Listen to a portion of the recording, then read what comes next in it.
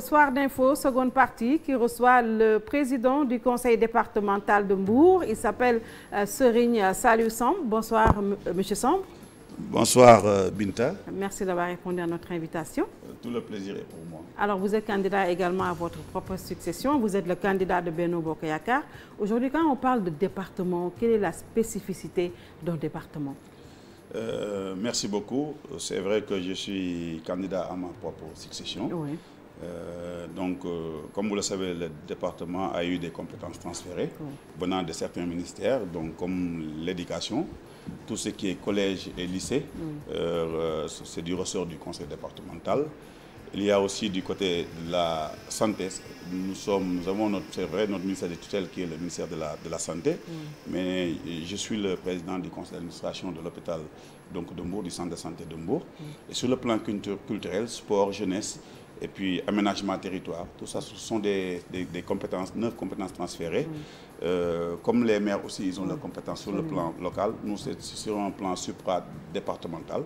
Ça permet de faire une interconnexion des différentes communes qui permet d'avoir une synergie dans l'action et dans la stratégie. Oui. Donc, voilà. Alors, aujourd'hui, le département, quelle est sa mission au-delà de ces compétences transférées qui vous sont devenues?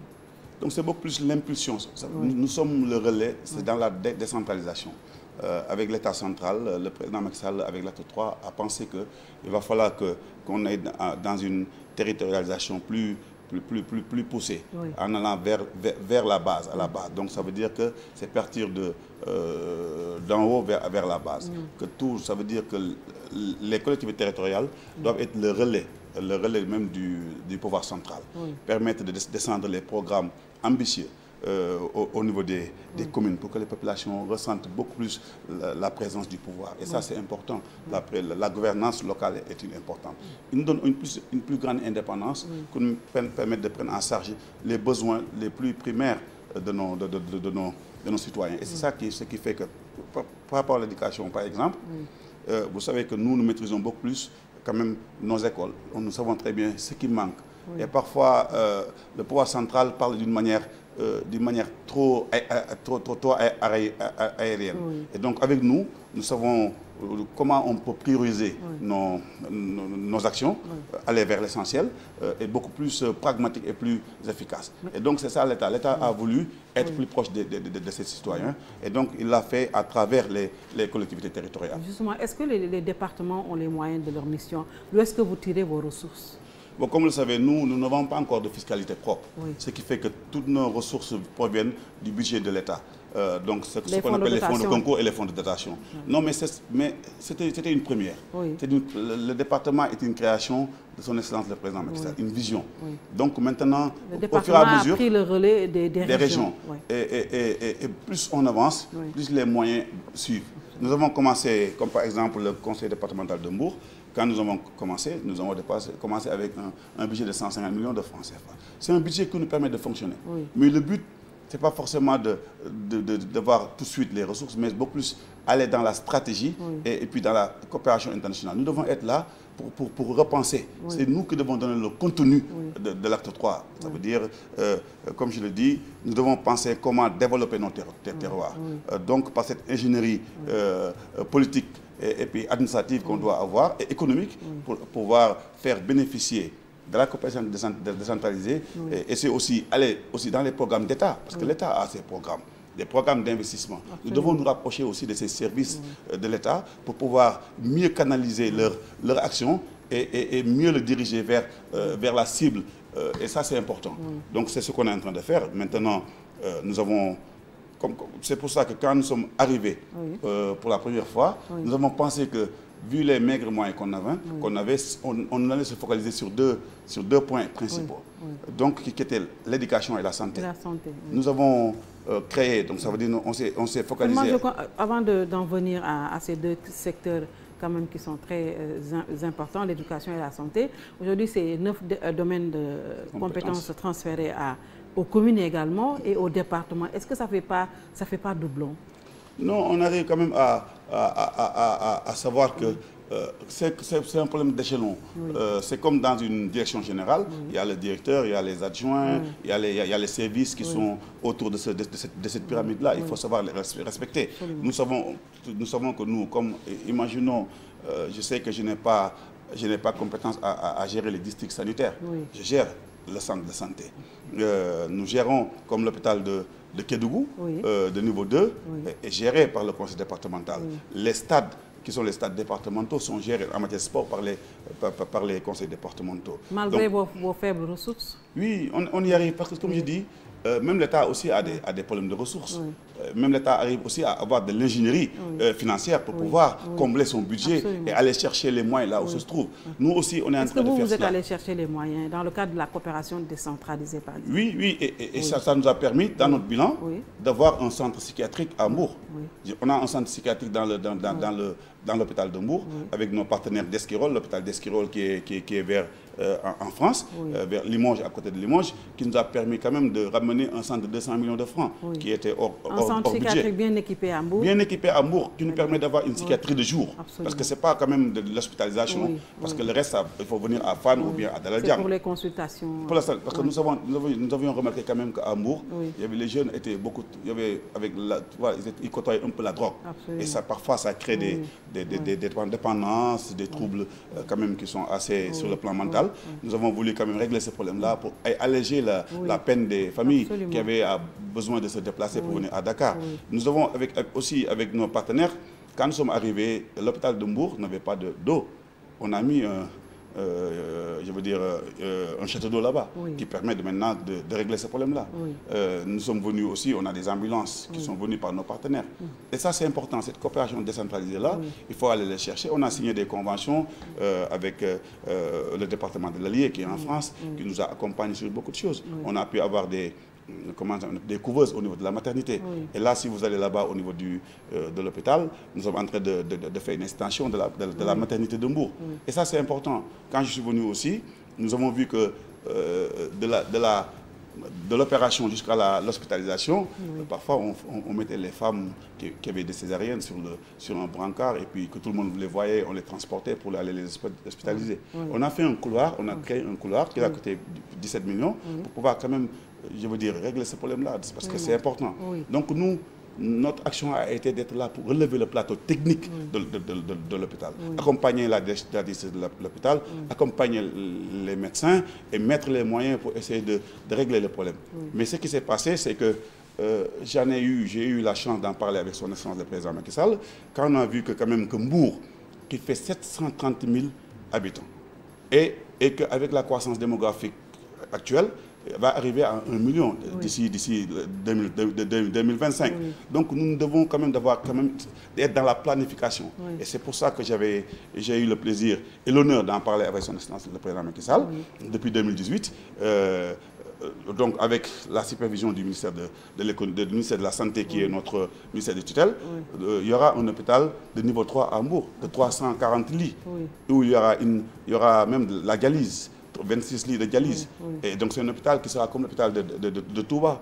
Et le leadership a été quand même mené par le conseil départemental. Je ne veux pas tout faire sur ma tête, quoi. Vous avez ramené le budget durant 5 ans de magistère. Nous sommes presque à 300 millions maintenant. À 300 millions. Parce que l'État, vous aviez 150 millions. Voilà, c'est l'État qui met de l'argent chaque année, qui augmente par rapport. C'est pourquoi je dis les fonds de concours sont en train d'augmenter. Et ça, là, le ministère des collectivités territoriales est en train de faire de l'excellent travail. Le ministère des Finances nous accompagne. Mais nous aussi, on arrive à signer des conventions avec comme le PNDL qui nous permet d'avoir des ressources additionnelles. C'est pour ça que c'est nous. Ça veut dire qu'il faut que les conseils départementaux, c'est eux qui doivent prendre en charge leur développement. Mais beaucoup ont pensé que ce n'était pas pertinent d'enlever les régions pour les faire remplacer par les départements parce que les départements n'ont rien apporté de nouveau. Est-ce que vous êtes d'avis? C'est ce qu'ils pensent. C'est ce qu'ils pensent. Nous, au niveau du conseil départemental,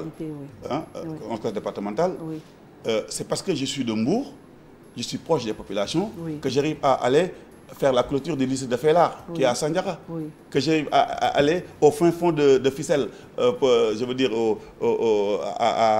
à Mbafay pour leur faire 3 salles de classe, aller à Joal pour leur faire 3 salles de classe. Cette proximité-là, nous avons besoin. Donc il faut qu'on comprenne même au niveau de la France, Et cette fois-ci, c'est la France qui copie sur le Sénégal. Ah bon? Mais c'est vrai, parce que nous avons commencé par là. Parce que maintenant, la France est revenue au département. Alors que ça n'existait pas. Donc ça veut dire que c'est quand même le président Macky Sall a une vision qui est en avance même sur la France. Et ça, c'est pertinent. Il faut le comprendre. Nous avons besoin de décentraliser. Maintenant, il faut qu'on aille plus en profondeur. Je veux dire qu'on ait le courage d'aller plus en profondeur. Il faut que les ministères acceptent de lâcher du lest et transférer les moyens au niveau des conseils départementaux et des mairies. C'est ça qui reste. C'est pas encore la vision, le transfert de moyens. On transfère beaucoup de compétences sans les moyens. Et ça, il va falloir que, mais cette fois-ci, avec je me dis que si j'arrive à être élu, et je le pense, Inch'Allah, parce que nous pensons avoir travaillé pour être élu et nous sommes sur le terrain. Vous allez nous dire plus tard ce que vous avez fait dans quelques voilà. Donc, dans les perspectives, nous voulons peser sur la balance. Cette fois-ci, avec le peu d'expérience qu'on a eu dans les 7 ans, nous voulons peser ensemble avec notre association de départements pour que l'État, quand même, aille plus en profondeur dans la volonté et dans la vision de son excellence, le président Macky Sall. Il faut que leur chasse gardée, parce que les ministères ont du mal à lâcher, parce que c'est leur chasse gardée, c'est eux qui gèrent la stratégie d'une manière aérienne. Maintenant, il faut qu'ils comprennent que les réalités ont changé. Les populations à la base sont les prioritaires. Il faut qu'on fasse une gestion inclusive et sur le plan financier, sur le plan aussi de la gouvernance, tout doit se faire. Ça veut dire partir de la base vers le sommet. Justement, pourquoi l'État central n'a pas cette volonté de vous rendre autonome financièrement parlant? Comme je dis, c'est un problème de personne. Moi, je pense que c'est un leadership qu'il faut qu'on accompagne. Nous, au niveau du département, c'est nous qui devons accompagner et peser sur la balance. Ce leadership-là, on doit ce plaidoyer, on doit le faire auprès de son excellence, le président Macky Sall. Qu'il parle à ses ministres, qu'ils comprennent que le Sénégal va se développer à partir des territoires. Le président l'a compris. C'est les territoires qui vont... Le pôle territoire. Donc, Mbour, est-ce que vous connaissez bien un peu le département de Mbour? Pas trop bien. Est-ce que vous savez que maintenant, que si vous partez de Diass jusqu'à Joal, que Mbour est en train d'être une seule agglomération?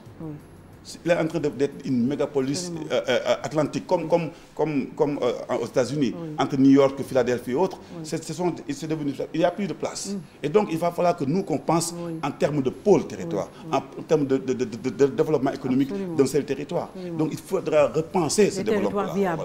Et par l'intercommunalité. Actuellement, il y a le maire de Sandiara, le maire de Malicounda et de Nguyen qui ont compris. Ils ont fait une intercommunalité autour d'un agropole. Mais par contre, il va falloir qu'ils élargissent. Pourquoi? Pour aller vers une péréquation. Parce qu'on va se retrouver encore avec des communes qui sont très riches et d'autres qui sont pauvres. Parce qu'ils n'ont pas eu la chance d'avoir toutes ces possibilités-là. Malicounda a la chance d'être en même temps l'agriculture, l'élevage et le tourisme. Et il a aussi une côte jusqu'à Joal. Donc il va falloir quand même que Fissel, que Ndiaganiao aussi puisse être, je veux dire, appuyé par les autres, par les autres communes. Et ça, c'est le rôle du conseil départemental. Il va falloir que, aussi avec les maires qui s'accrochent encore à leur identité, il va falloir qu'ils comprennent que l'identité, elle doit être départementale.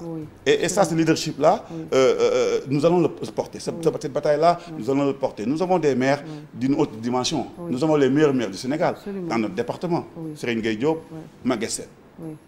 Ce n'est pas moi qui les ai élus. Donc ces maires-là doivent accompagner le conseil départemental et DG du COUD.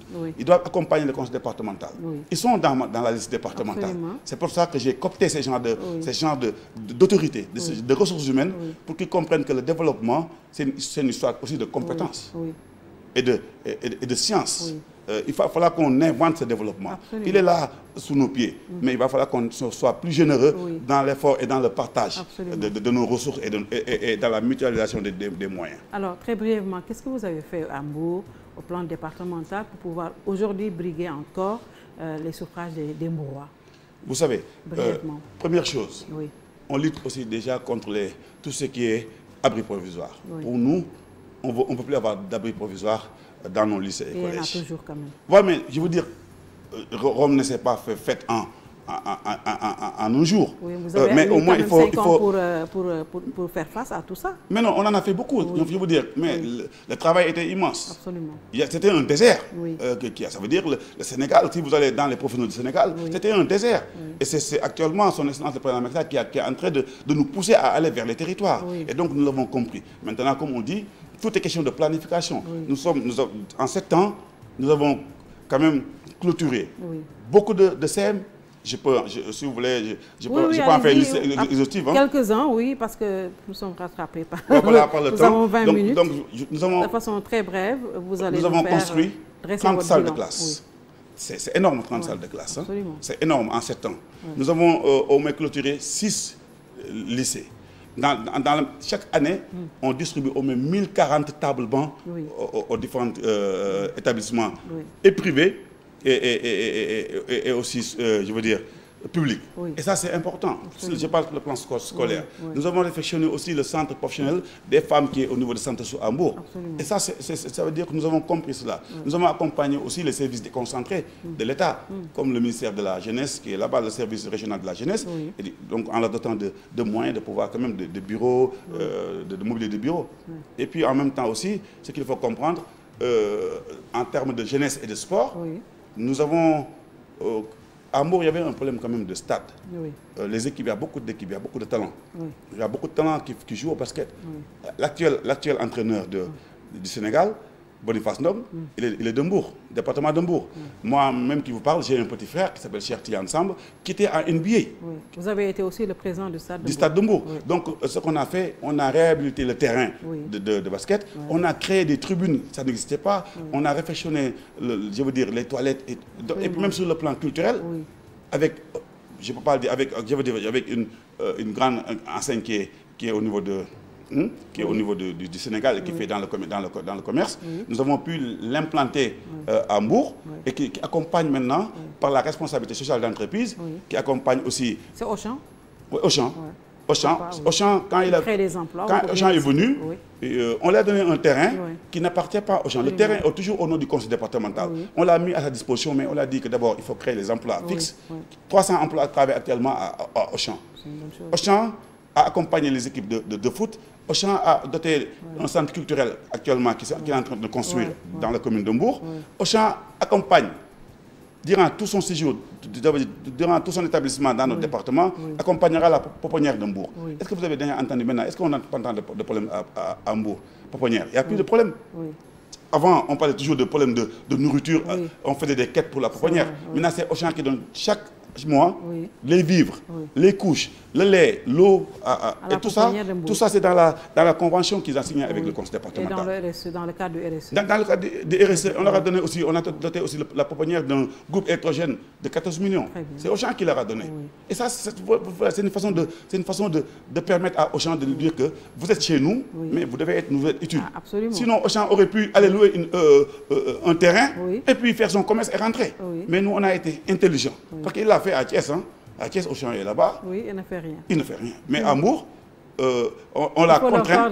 Voilà, on l'a contraint. Est-ce que c'est le même programme que vous comptez reconduire pour cette présente élection? Non, pour cette présente élection. Par contre, on a dit qu'on va aller dans les grands projets. Parce qu'on a beaucoup appris. Les manquements, parce que dans toutes choses, il y a des bonnes choses et là, il y a des moments où on n'a pas été à la hauteur. Les grands projets, c'est les grands projets. Déjà, première chose, Ndayane. On a raté le virage avec l'aéroport de Niass. Je pense que nous, les autorités qui étaient dans le département, il fallait qu'on n'a pas anticipé assez pour la formation de nos jeunes au métier je veux dire, aéroportuaire. Et donc, cette fois-ci, avec Ndayane, le conseil départemental va former des jeunes, entre 100 et 150 jeunes par an, je veux dire, pour les métiers portuaires. Pour que nos jeunes puissent avoir dans les 25 000 emplois implanter le port de Ndayane. Mais ça, c'est énorme, cela. 25 000 emplois qui vont venir. Nos jeunes, qu'est-ce qu'ils vont être? Il faut qu'on les forme à avoir des emplois de valeur ajoutée. Ils resteront dans nos terroirs et pourront avoir une utilité pour leur famille et pour leur localité. En plus de cela, nous avons pensé que nous voulons implanter une université à Hambourg. Ça, on va se battre pour qu'il y ait une université. Mais il faudra quand même beaucoup d'argent pour tout ça, pour les grands projets. Mais c'est les grands projets là, mais c'est avec l'État. si on travaille, l'État a des grands projets. Oui. C'est à nous de nous battre pour que ces grands projets-là puissent aussi en adéquation avec le développement de Mbour. Parce que Mbour, actuellement, Mbour ne peut pas être la deuxième capitale économique du Sénégal, ne peut pas être le premier en matière de pêche, en matière de tourisme, et bien, en matière d'aéroport, en matière d'aéroportière, et que Mbour souffre encore de manque d'infrastructures. Ce n'est pas normal. Donc Mbour doit avoir quand même des ressources additionnelles. Il faut un programme spécial pour Mbour. Et ça, on l'a accompli, c'est dans notre plan de développement départemental. On a travaillé avec l'ARD, l'agence régionale de développement, qui sont des techniciens qui nous ont accompagnés. On est allé vers les populations. Depuis 2-3 ans, on a travaillé sur un plan départemental de développement qui nous permettra, qui va nous permettre d'aller vers les grands projets. Et puis en même temps, comme vous le savez, il y a un hôpital de niveau 3 qui va venir à Mbour. Tout cela, il va falloir quand même qu'on le repense. Et donc voilà, c'est dans nos grands projets, accompagner le développement, accompagner l'État du Sénégal. Le plan Sénégal émergent doit être une réalité au niveau départemental. Et le développement doit se faire à la base. À la base. Et puis imaginez avec une ville où il y a Arloubrik, Viviane, Sicile-Nour, et on n'a même pas un centre culturel pour nos jeunes. Là-bas, je suis, tous les jeunes, je vois des talents qui sont là-bas, mais il faut qu'on les accompagne sur le plan culturel. Nous avons le Cancouran qui est là-bas.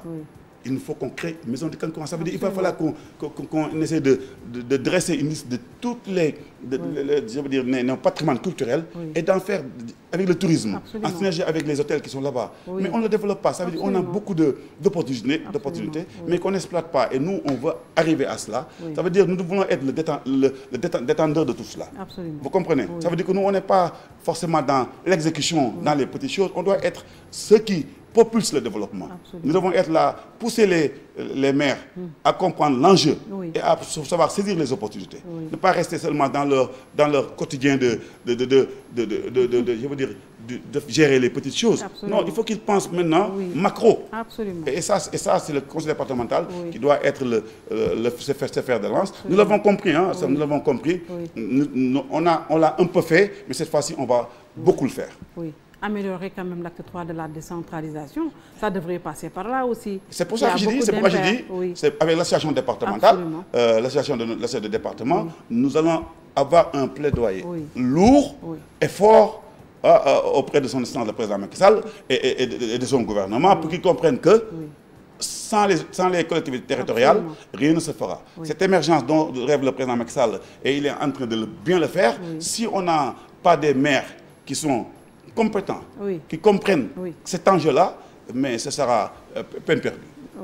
Alors nous allons terminer peut-être par la Coupe d'Afrique des Nations. Vous avez été le président du stade de Mbour. Aujourd'hui, tous les Sénégalais sont presque déçus de la prestation des Lions. Quel est votre commentaire sur les 2 matchs Moi, je ne suis pas déçu. Hein. Vous n'êtes pas? Je ne suis pas déçu. C'est une équipe. Nous avons en face de nous. Déçus de Aliou Cissé. Hein? Non, je ne suis pas déçu. Aliou Cissé qui est critiqué dans les... Non, pour moi, une équipe, c'est un ensemble. Ce qu'il faut comprendre, nous avions une équipe type qui est décimée. En face de nous aussi, nous avons des internationaux qui jouent aussi au plus haut niveau. Il faut qu'on donne plus de respect aux autres équipes. On ne gagne pas un match à la télé, comme ça, on le gagne sur le terrain.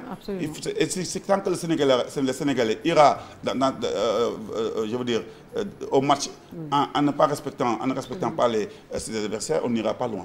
Je pense que ce qu'il faut comprendre, il faut faire petit à petit, laisser l'équipe prendre de l'envol.